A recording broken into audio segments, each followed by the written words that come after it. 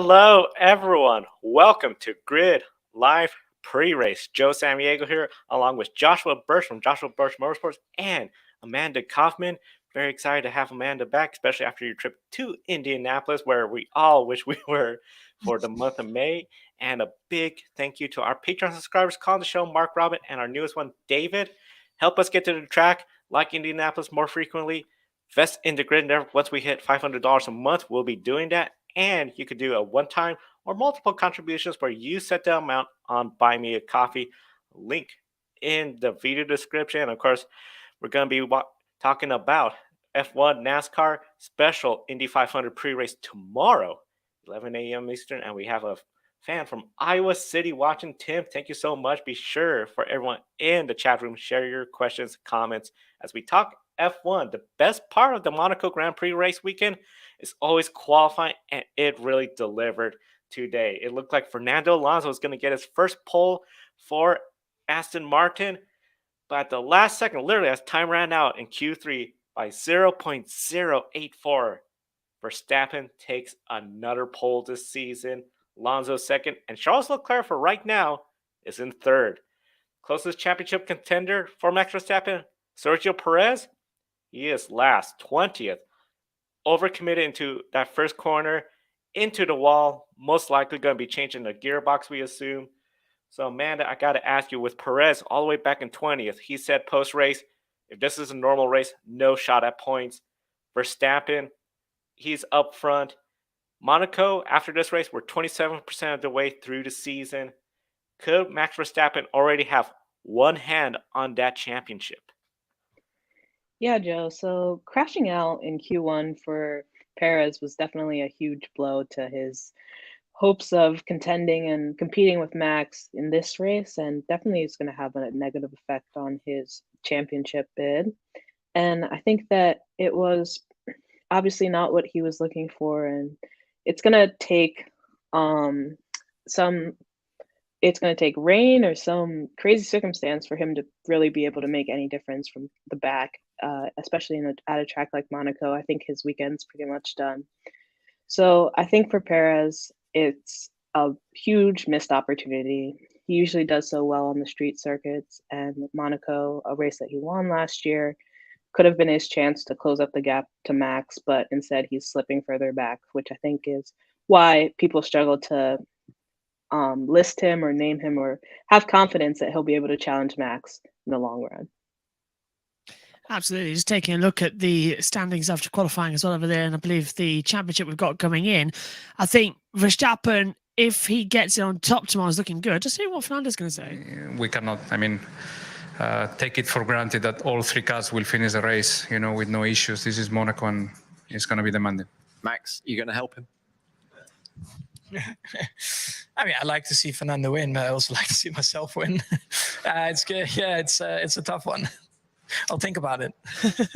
I'm just hearing that. He is, of course, the press conference, of course, about Fernando was asked, are you going to win the race tomorrow as well? Are you going to be up there as well?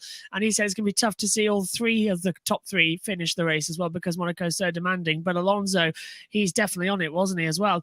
I think just talking about the Perez situation, starting at the back after that crash, a miracle if the gearbox isn't damaged, if the tub has to be changed, or even if the engine's damaged, because it was a very hard hit. So presumably it's going to be new components. There'll be grid penalties that possibly he'll have to start this race from the pit lane as well. So he's going to have to go through, if it's a dry race, which it looks to be, a lot of situations to go forward as well. Because look, Verstappen's time was 1:11.3, and then Perez is way out of it. He was never doing 1:11.3s all weekend long, so he's got no race data for that. He's got no simulation data.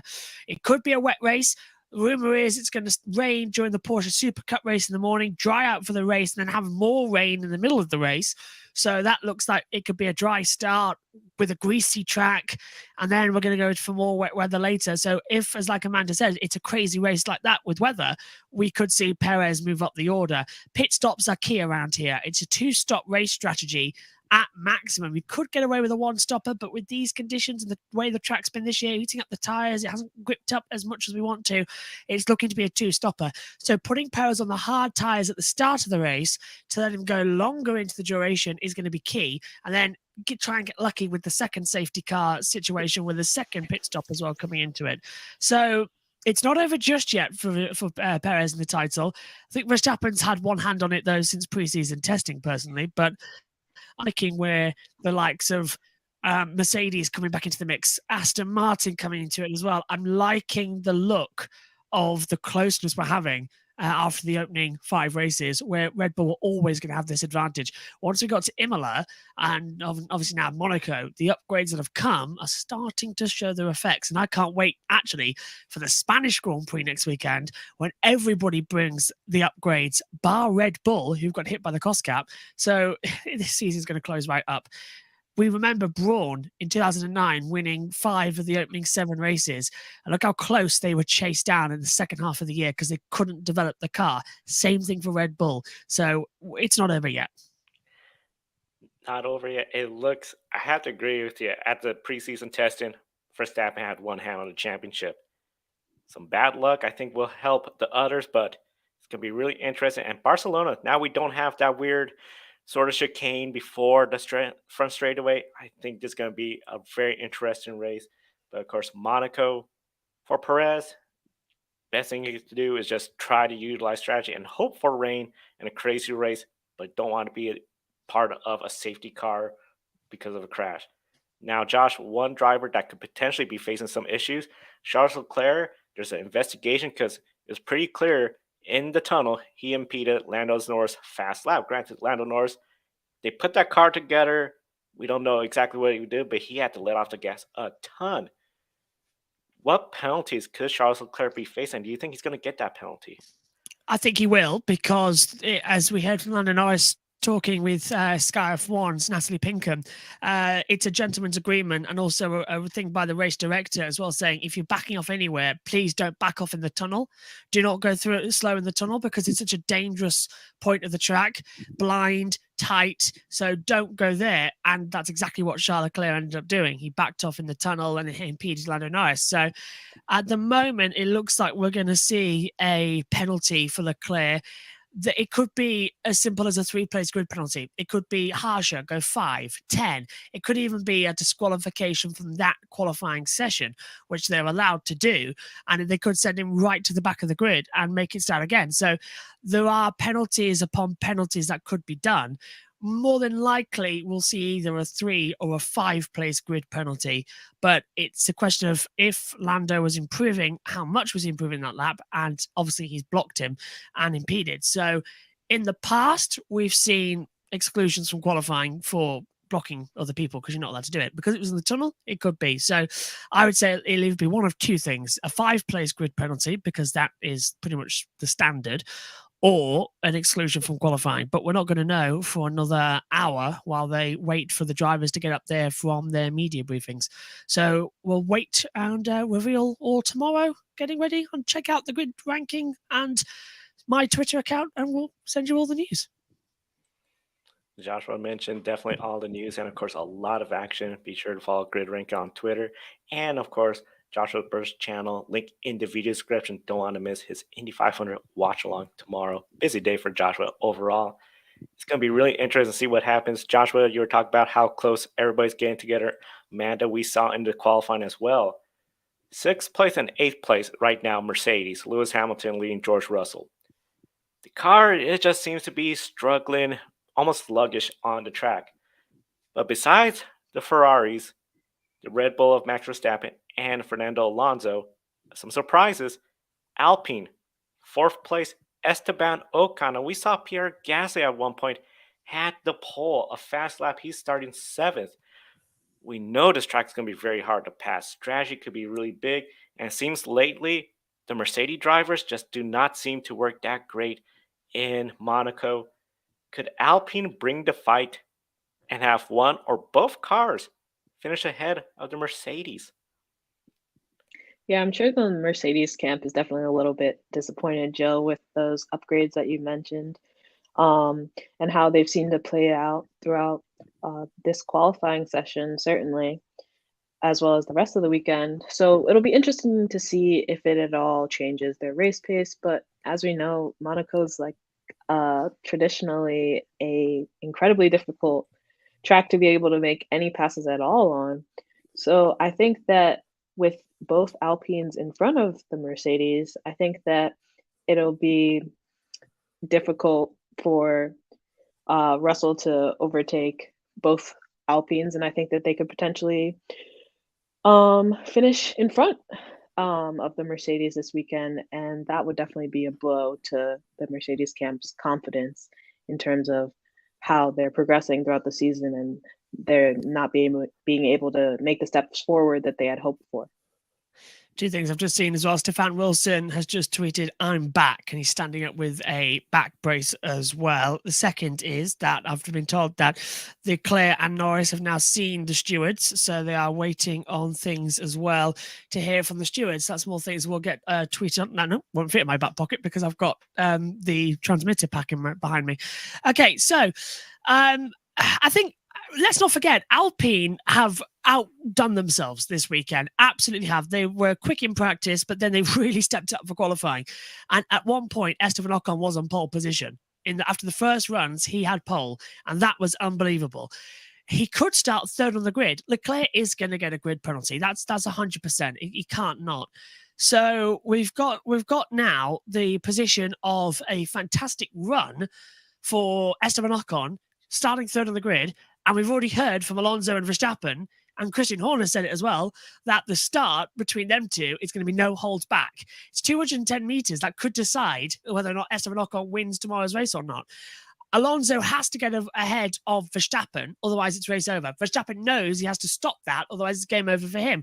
Esteban Ocon just can hold on for third position and capitalise on whatever happens in front of him. He's only got to worry about a Ferrari alongside him, and that Sainz, who's had poor starts so far this year. So it's anything up for grabs for him. Alpine are definitely going to bring the fight to Mercedes because Mercedes have looked off the pace with this new car. Russell has had a horrible weekend. Hamilton had a bad first half of qualifying, but then has sort of brought it back in Q3 as well after complaining again on the radio saying, "I can't drive this car, it's undrivable." I never believe Lewis when he says that because he's just throwing a temper tantrum as well. Bono has to calm him down in between the gap because he did drive that car and he put it P3. So he will have it, and that was in the second half of qualifying. So he will have it up there. He will be fine, and he will, I think, have some good running. But I think Alpine are going to finish on the podium tomorrow. And I think if the unforgivable happens and the unthinkable, that we're going to have Verstappen and Alonso crashing at Saint Devote, I think Ocon will take the lead like he did in Hungary 21, and he'll take the win. It's a difficult track to overtake on him. It's very similar to Hungary, so he's got precedent for winning at circuits like this. Very difficult track to overpass. The start is going to be critical, and I almost feel too, if let's just say we have a pretty clean start, and if for some reason Leclerc is still up there, if Esteban Ocon's in fourth place, seeing how Ferrari has been performing when it comes to strategy, he could still get that third place finish. I just don't have that much faith in the Ferrari pit crew, unfortunately. But yeah, I feel for Esteban Ocon, he has to be super excited where things are looking, and a mistake up front, if those two take each other out, he could be up there contending for the win, and it is Monaco. Hold it off, and I believe it was still Olivier Panis back in 1996, the last French driver to win, a French driver in a French car in Monaco. Yep, Ligier 96. Yep, in the Ligier. That was a crazy race with rain, which could be a factor tomorrow as well, too. So it'll be really interesting. Of course, Pierre Gasly, he's hopeful he could be that driver, but Ocon is looking pretty good being up front. And, of course, Aston Martin, they've been looking great. Big week for them with the news that Honda for 2026 will be doing their engines. Alonso is definitely hoping for the Red Bull type engines, not the old McLaren ones he had from Honda. Then this weekend, Alonso, very determined all weekend, just trying to get down fast laps. And then today in qualifying, again, a very determined effort on pole up to the last second where Max Verstappen got him at the line. Overall, it seems that team's not coming here. It's just saying, let's see how far up front we could be. They were determined. We want the pole. We want to win. Josh, is this the first race where for Alonso and Aston Martin, they are legitimately going for the win, and anything less is a disappointment. Yes. And I think we saw that in qualifying. I've read a quote from somebody on Twitter before we came on that said that Alonso was over the limit in qualifying. He was pushing like crazy, and he almost had it as well if it wasn't for Alonso's third sector was a 19.1 and Verstappen's was an 18.9, and that was all it took to get that pole position. Alonso's mistake on his first run in that last sector cost him everything. And it was literally, he was in sector 1, he was 2/10 ahead. Sector 2, he was a 10th ahead. And then he lost it in that last sector and ended up as, 83 something thousandths down. So it's tight. And I think Verstappen knows, even though he hit the wall, he only got that pole by the skin of his teeth. And he knows that the faster car this weekend is that Aston Martin, because Verstappen's been off the pace all weekend. He was complaining in practice 1. He was complaining in practice 3 this morning with the setup changes. He wasn't happy with qualifying. He was skirting with the barriers. So I think Aston's got the better race car. They've got the better driver. They've got Alonso, who's won here twice in 06 and 07. Coincidentally had pole then as well in 06 and 07. And he's been on the podium here a further 3 times. So this is someone who can take the win and take the challenge to Max, who's only had luck around here once. And this is his first pole position here as well. So my gut is telling me that Alonso will tomorrow, and he's going to be all out for it.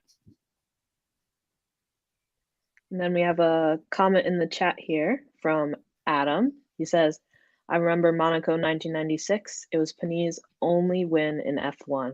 So definitely a bit of a throwback there. And definitely a special race in the hearts of many. But yeah, to answer your question, Joe, just going off of what Josh said, absolutely. I think that Aston Martin really wants this win. Alonso himself said over the radio he was pushing like an animal during qualifying and giving it his all, throwing everything he had at it. And it'll come down to the start. Really, I think is Aston Martin's best chance of getting ahead of the Red Bull. And then being able to stay ahead just in terms of pit strategy. And I think Alonso is going to give it his all at the start tomorrow, and it'll be exciting to see. But also, I think that Alonso also highlighted the fact that Aston Martin didn't expect to be anywhere as close to the front as they are. So they can definitely be celebrating any wins, any progress that they've made. Even a P2, a podium, is a win for them. But I think now that they've developed a bit of consistency on that front, I think Alonso is definitely pushing for the win and hoping that this is the place where he can make it happen and seal the deal.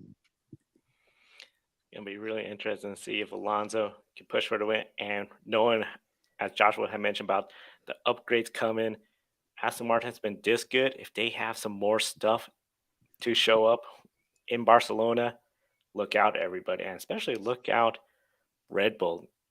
Alonso, it looks like he's legitimately having fun. He's not just putting up a face like, oh, we're doing great. Like maybe last year with Alpine. He really legitimately seems he's in a positive place. That team, they were pumped up when they thought they had the pole. But even after they didn't get the pole, still smiles. They know they could win this race. And it's going to be really interesting to see what happens. Absolutely. Definitely looking forward to it. Well, thank you, Josh, for joining us. And before you go, who are your picks this weekend for Pick a Winner? Okay, so Formula One, Fernando Alonso, Indy 500, Venus VK, and for NASCAR, I will go for Ross Chastain, even though I've been critical of him recently. I think he is still the leader of the championship, and I think he's got a good shout to win tomorrow. So I'll go with Ross Chastain to win the 600. I think it'll be a bit bumpy, but I think he'll do it. Who's leading? Let's have a look. Alex on 15, Ed still on 14. That's okay. Kobe's matched him now. Go on, Kobe. Where am I?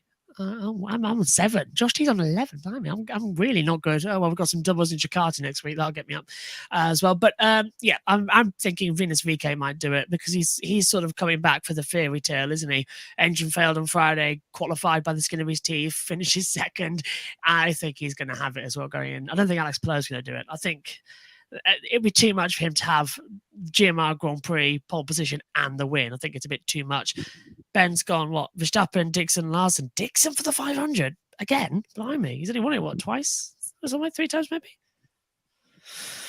Brave. Anyway, yeah. So I'll stick with VK and Alonso for the win tomorrow. I think, well, look, as you said earlier as well, before I sign off, because I've got to get on, we are in for one of the best days of the year tomorrow. 2 of the 3 legs of the Triple Crown.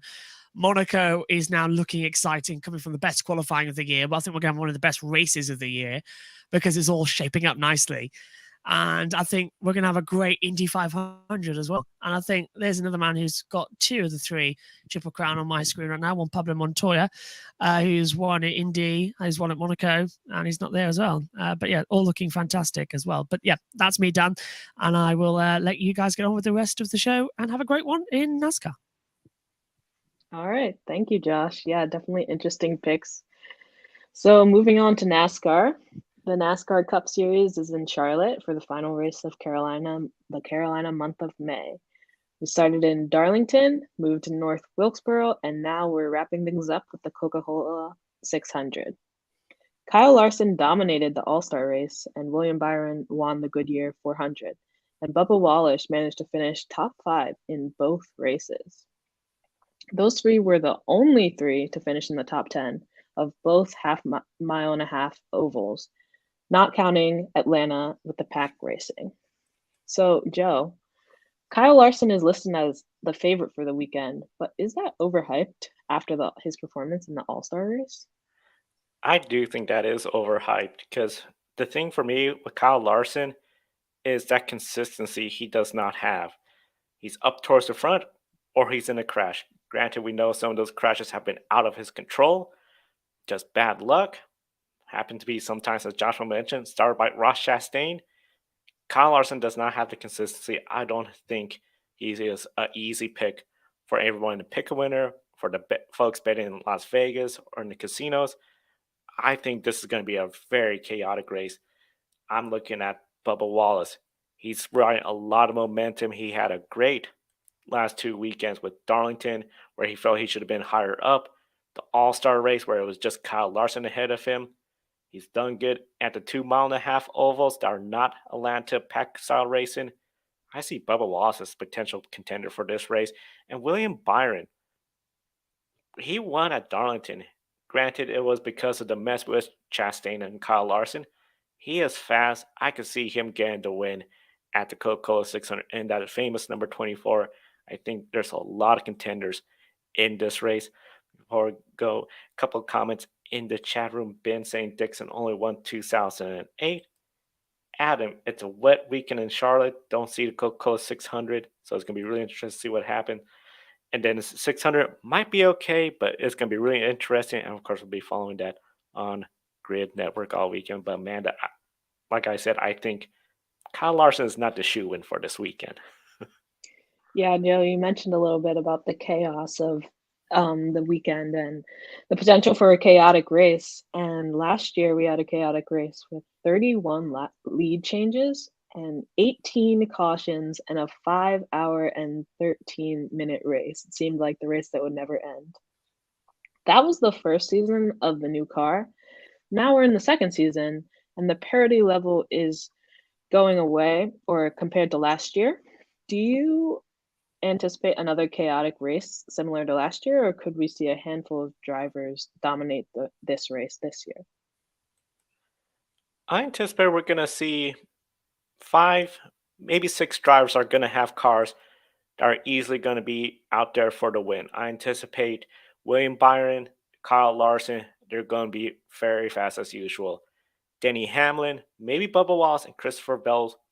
Those are the 5 drivers I feel could easily be favorites for this race weekend.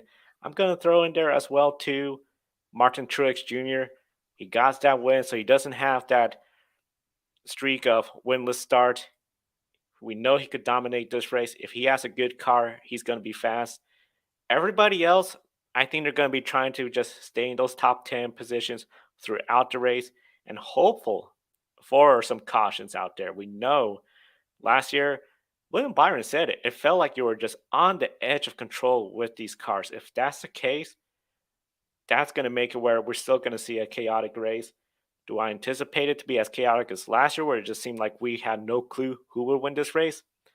I highly doubt that. I think there's going to be 5 or 6 drivers that are going to be pretty much up towards the front all day, unless they get bad luck. That's where I see other drivers.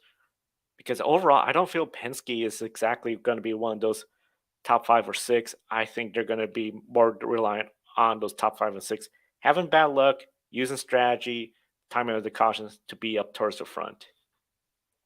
Yeah, some of the drivers that are likely going to start towards the back are probably hoping for a little bit of the chaos that we saw last year. But for those top contenders that we mentioned, they're definitely hoping that with all the knowledge that they've acquired over the past year, that it'll make for a smoother race. Now, Ben mentioned it a little bit, and we talked about it a tiny bit, but the weather for this weekend does not look good at all. So we're not quite sure how qualifying will work out. If there's no qualifying, as we know, the drivers will be lined up by a metric taking point, and that is based off the prior race result and speed. It's the longest race of the year with 400 laps, 600 miles, and 4 different stages. So would no qualifying play a big factor into the race, or would the long length of the race sort of neutralize that disadvantage that might have? The big thing, especially if we have no qualifying and that metrics used to set up the starting grid, you got to have a fast car so you don't go a lap down early. Each stage is 100 laps. So when it comes to strategy, it's pretty straightforward. Everyone's going to cut the stage in half. The big thing, if we see the tire fall off, who's going to be the first person to make that pit stop? And then the rest of the field comes in. You do not want to be a lap down when that occurs. We might have a competition caution if we have a lot of rain. So you could at least bank on the first 20, maybe 30 laps where we'll have some competition and then that caution come out. That could be a big benefit for some of the teams in the back that are not fast. With this race overall, especially the unique format that it has 4 stages, all of them equal length, you have a fast car. The big thing is just making sure when it comes to green flag pit stops, have that spotter be aware of if there's potential trouble, if there could be a caution coming out. Use that to your advantage. Also, it is such a long race, especially last year, 5 hours. If your car's not that fast in the beginning, you do want to make those adjustments so you don't go a lap down, but you got to be careful because we've seen before a car that's not fast in the first half of the race, once that sun sets and you're under the lights, it could be a really fast car contended for the win. So overall, when it comes to qualifying, the drivers will love to have that to know where they are, what is their pace. But if that doesn't occur, I feel all the drivers can at least know if we get heavy rains, we're going to have a competition caution. We can make those adjustments. Then we're going to have equal lengths. The pit stops, the strategy is pretty similar to all of it. It's just running a clean race for 600 miles. I think it's going to be wide open if we get rained out, that everyone's still going to have a good, decent shot at a top 10 finish. Yeah, absolutely. It seems like weather, race strategy, pit strategy, and the race pace is all going to play a huge part in who walks away with this one. That being said, it's time for our favorite game. It seems to get harder and harder every week. Time for Pick a Winner. And so, Joe, who are your picks for first of Formula One? For Formula One, there's a side of me that I would love to go with Fernando Alonso. But I just think Max Verstappen is unbeatable right now. He's going to get that clean start. Rarely does he have a poor start. So I'm going to go with Max Verstappen. That's my pick for Pick a Winner. That's a safe choice. And I realized that when playing F1 Pick a Winner, if I pick Max Verstappen and he wins, I'm excited because I get the point. And if he doesn't win on the rare occasion, I'm still excited because someone else has won. So I'm going to have to go with Max Verstappen, play it safe, and I won't be disappointed either way. Ben says his picks are Verstappen, Dixon, and Larson. And good morning to you, Jonathan. So yeah, make sure to comment your picks for Pick a Winner in the chat as always. So, Joe, who are your picks for NASCAR and INDYCAR? NASCAR, it's going to be really interesting seeing what happens with qualifying. But if I'm going to go out with a pick, I'm going to go with Bubba Wallace. Then good at the mile-and-a-half ovals. Has that momentum from Darlington, the All-Star race. He could have a good, clean, solid race. That team is going to be hard to beat. They're going to have to contend with Hendrick Motorsports, Larson, Byron, but that's where I don't feel they have the consistency where Bubba Wallace, at least in the mile-and-a-half ovals, one of just 3 drivers to have a top 10 finish in all the mile-and-a-half ovals, excluding Atlanta. Bubba Wallace is my pick for the Indy 500. I think I'm going to save that for tomorrow's pre-race show. That's fair. All right, and I think for my picks, I'm gonna go for NASCAR. It's always the hardest. I think I'll have to go with Byron. I think that obviously had a great start to the season and has had a few quieter races, but I think that he could really pull this one out. And here we have a comment from Jonathan. He picks Verstappen, Rosenqvist, and Hamlin. All good picks. Definitely all 3 of them could come away with the win. I think I'll go ahead and lock in my IndyCar pick now, and I think I'm going to have to go with Takuma Sato. It's kind of a wild card, kind of a long shot, but he has an incredible record from when he starts within the top 10. And I think that this is the race that he loves, and he's won here before, and he can get it done again. And I think that the Chip Ganassi car looks hooked up, and I think that he could be the one with the experience to maybe just eke it out over Alex Palou or maybe the McLaren. So I'd have to go with Takuma Sato. I have to say that is a great pick. He knows how to win here. He has the experience, including under pressure, trying to win this race for the first time. I think as a very creative pick. I don't think a lot of people will be thinking about that. Ben also, Sato has a great chance this year, in his opinion. And also, if Sato wins, he has 3 victories with 3 different teams. Very unique compared to like most drivers where multiple wins, sometimes with the same team.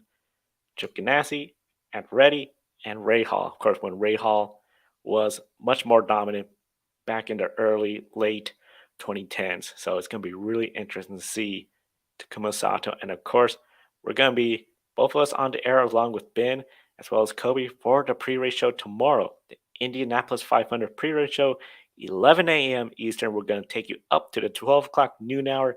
So right before they start most of the pre-race ceremonies, you could be watching us, including our pick winners for tomorrow. And we encourage everyone to subscribe. Be sure to hit that bell icon so you don't miss any of our programs, including tomorrow's Indy 500 pre-race show. Because with the YouTube algorithm, subscribing is one part. Hitting that bell icon, you'll be notified when we go on to air because we're going to have a busy week.